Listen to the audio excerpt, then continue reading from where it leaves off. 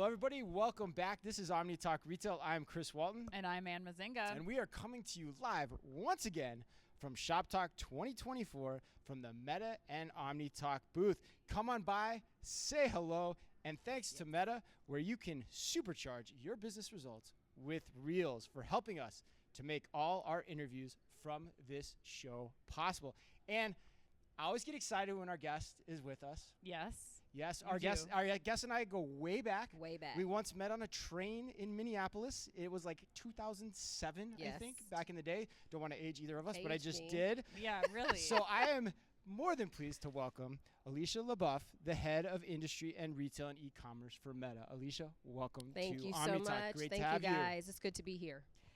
Alicia, let's start with a little bit of your background. Tell us a little bit about maybe not that wonderful day when you met Chris on the train. Maybe not that far back. But tell us a little bit about kind of your journey to your existing role here at Meta. Sure. Yeah. So as Chris mentioned, I worked at Target for about 10 years in a variety of operational roles, from store operations to assets protection. I even ran stores for about 2 years. That's right. I always forget that. I did. I ran stores. So I am a retailer at my core. Yeah. I miss my core retail days. So I did that for 10 years and then pivoted and came to Meta. And today in this seat, I'm the head of industry for retail, and I support some of our large big box retailers, grocers, and e-commerce companies. And it's all about growth. So yes, it is about advertising on our suite of apps and our platform, but it really is about how do we think about growth for their businesses, their ability to acquire new customers and retain new customers in sort of a social environment. So meaning what? Like, what do you help them to do? Yeah. Like, what is your day-to-day conversations or job look like? Yeah, so I help them think about how advertising in particular helps them grow profitability. Okay. So if you're a big box retailer and you might say, okay, well, this ad is cool. Well, how is that ad making sure that people come in the store or they convert online, right? Which is, of course, super important and top of mind for most retailers in this environment. Yeah. And tell us a little bit about, like, one of the ways that's happening is with retail media networks. It's a big topic of conversation here. As I understand it, and you mentioned this, you're helping retailers understand the efficacy of their ads both in store and online. Yeah. Explain that, because Meta is typically what we associate with an online platform. So how are you helping them really get the data about how that's converting people into stores? Sure. So I'll talk about it in two parts. The first part is we've been able to prove what we call the halo effect of advertising. So 82% of people that see ads on our platform, we can prove that they drive an in-store outcome, right? So that may be within 3 days, within 4 days, but we can prove that our platform is driving an in-store behavior, right? And so where we're focused really right now is on omni-channel suite of solutions. And I've heard that omni-channel is not a word anymore. I heard it's unified retail. Unified commerce. So unified commerce. You don't want my thoughts on that. But unified commerce. So that's just the ability that customers want to shop where they want to shop, when they want to shop, whether they're in a store or at home, and they want to convert when they want to convert, right? So that's sort of our omni-channel suite. Now, since I've been at Meta over the last 3 years, this whole theme around retail media networks has evolved. And I think it's a really smart way. If you're a retailer, of course your first party data and your customers are important, right? And you should think about, how is this important attached to a platform like Meta? So yes, I know who my customers are, but I know my customers are also on Instagram. They're also on Facebook. They're also on WhatsApp. Right. So if I can power those two things together, I could be unstoppable, right? And so through that, we are starting to build a suite of solutions for retail media networks, because we also understand they want to be in the advertising business as well. They want to grow their remit. So it's been a journey for us, and I will say we're just starting. Yeah. This spring, we're launching a product that's called Advantage Plus Catalog Ads with omni-product level reporting. Now, I know that's a lot. It's a lot. But that's the ability for sounds like a cool acronym. It is. It is ACA PLR. Yeah, right. But that is the ability for an RMN to basically use Meta to go into our ads manager essentially, and to basically use our audiences with their audiences and drive outcomes for their brand. So if you're a soap brand and you want to spend with, Target, you can go in and say, all right, here's how we're going to use Meta as an off-site platform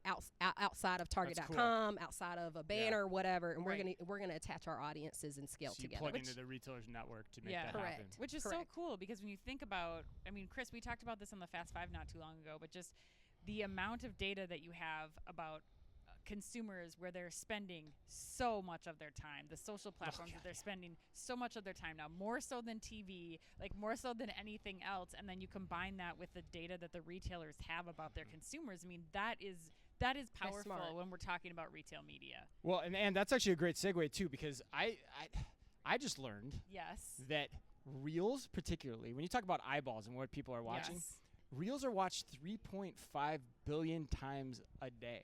I think I watched that one reel on the plane that I showed you that I was laughing so hard I was crying. I think I watched that four times in a row, maybe, and then sent it to every single person that I know in my Instagram. Oh, you do that too. I think my husband gets about 10 reels a day from me. So and does he do the same thing I did with Ann? I'm like, that's funny. Yeah, that's hilarious. Yes. Knee slapper. All right, but seriously, so 3.5 billion views a day. That's intense, actually, when you stop and think about it. So, former retailer, like you said, retail in the blood now at this point. How should retailers be thinking about Reels in particular and leveraging it to the fullest extent possible? Yeah, so as you mentioned, 3.5 billion views a day, it is the growth engine, right? You think about short form video and where people are spending their time and just getting eyeballs.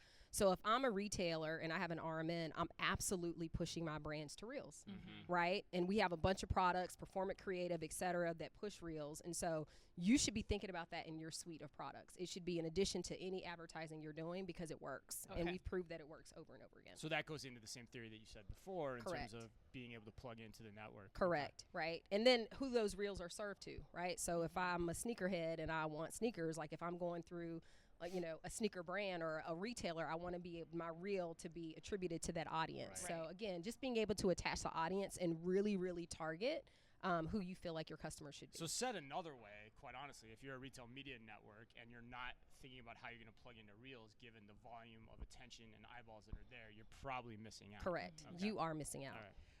You are missing out. You are missing out. No two bones about it. No, that's all right. No.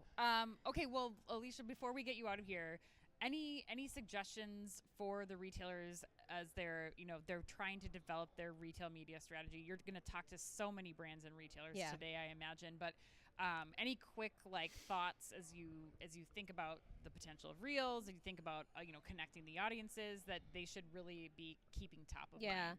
So I'll talk to the brands. I think they should be seeing RMNs as incremental to their suite, right? Because a lot of times a brand will say, well, I already spend with Walmart, I already spend with Target, I already spend with Home Depot directly. Well, why do I need Meta? And so this is really about, or vice versa. They say, we already spend with Meta.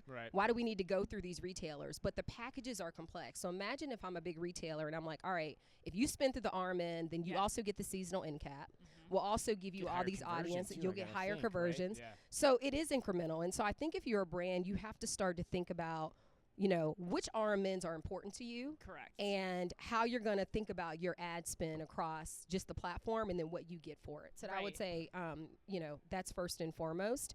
And then second, just, pay attention to Reels, AI. I know those are buzzwords that people are using today. Yes. But just consider how are these RMNs also doing that? So what are they promising you? What are the conversions they're promising you? All those things as they sort of go forward and use our platform to scale their businesses. Yeah. How are they differentiating themselves? Correct. Talk to Catherine Mazza of Red Media, just what makes What's you different and makes you worth making the investment. Correct, especially in an environment where there's limited dollars, right? So it's not like CEOs are like, yes, we're going to throw all of our marketing, but you get more. It's like, no, there's trade-offs. Right. Yeah. So if I'm a brand, I want to go to the most performant channel. Yes. So maybe brands should also ask, can you break out how Meta compares to Google and Pinterest and Snapchat and TikTok and all the things? Yeah. Shameless plug there. But that's important, right? Because we don't have endless budget. So you want every dollar that comes in, you want to get that back tenfold. And so being able to really understand what that performance looks like is important. And you don't have the time as a media buyer to sit and do all you don't that have time. For every single outlet yourself. So correct. Well,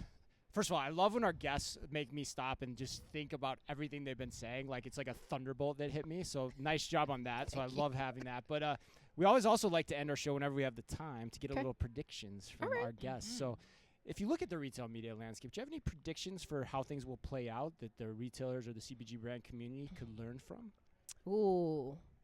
Yeah, so a couple things, and I've been sort of bullish about saying this since I've been at Meta. I think that we're going to, and I think this is already happening with RMNs and retailers. Like when you look at even how they're organized. So if you go on the websites for a lot of these companies, most marketing teams are not hiring a lot of people. Most RMNs are, right? And so internally, CEOs see RMNs as sort of a profit engine. They see marketing as an expense center. Yes. I think that trend is going to continue, and you're going to start to see merchants and marketers and RMN folks sort of create these hybrid models where they have to work closer together. The same thing happened back in the day when .com became a thing. It was like you had the in-store buyer, then you had the .com buyer. Ultimately, they became all one, right? And so I think there's a day where like we have to think about the full suite of how we're thinking about our media and our merchandising together. And I don't think we've quite unlocked that. The other thing is I think, all like RMNs are starting to realize and learn, but it's going to be third parties. So we've talked about the role of third parties for retail media. Some are going to say this is great, but the juice is not worth the squeeze. Why are we doing this? Some are going to outsource it. And so I think we're going to start to see a lot of consolidation. Like in the last 3 years, I think just about every retailer has created an RMN. Is it worth I was staff, wondering right? if we were going to hear that. You got to get scale economies. You got to get scale at some point. So it's the cool thing. It's sort of, scaled initially, but I think eventually as we started making trade-offs on resources, RMNs are going to decide what's in their best interest. This is a great interview. So like, I want to make sure. I'm glad. I want to. It's good. We knew it was. So I want to make to sure. It's a great interview in a lot of ways, but I want to make sure that I heard what you said right. So then the first part particularly, you got me thinking about it. So are you saying like the cost structure of running an RMN for the average retailer is not yet well understood, and therefore there's going to be people growing pains or things as people. And I mean they're new to the ad business. So if you think about the platforms that have been selling advertising for a while, the Metas and the Googles of the world, like these retailers are essentially starting from ground zero. They're not historically trained to have media sellers, right? That has changed, right? And so what I'm saying is I think the large ones will become much more sophisticated with the managed tools. The small ones may say, do we want to be in this business, and how, what's the value that we're bringing back to the organization? So I think we'll see some of that as we sort of go forward. But I think the point around being connected closer to the merchant. So like you have the enterprise marketer who's doing brand and all that. You have the RMN that's sort of thinking about their first party data. And then you have the merchant. Like who's calling what shot when, and how are they creating this package where they can go to a brand and say, here's what we want to offer you holistically. And I think those packages are, being a former merchant, like when we start talking about, they've already talked about holiday. So we start talking about, spring for 2025. What is the price we're going to put on that, right? And it ultimately comes down to how much do you value your customer and the price point you put on that. So I think a lot of exciting things, but I think the landscape is going to change just like it did when RMNs got on the scene a couple years ago. Yeah, for sure. It's continued to evolve. Yes. Alicia, I want to talk to you for a lot longer, but I know you have to go. Thank you so much, Alicia LeBeouf, for joining us of Meta. Thanks again to Meta for making all of our Shop Talk coverage today possible. You can check us out all day long. We're going to have interview after interview after interview after interview. Thanks again to all of you who've been following along. How many afters was that? Multiple interviews. Oh my God. So many. Well, I was counting in my head as I was saying after, and again and again and again. Yes, we have a lot of content headed your way. So until next time. Be careful out there. Be careful.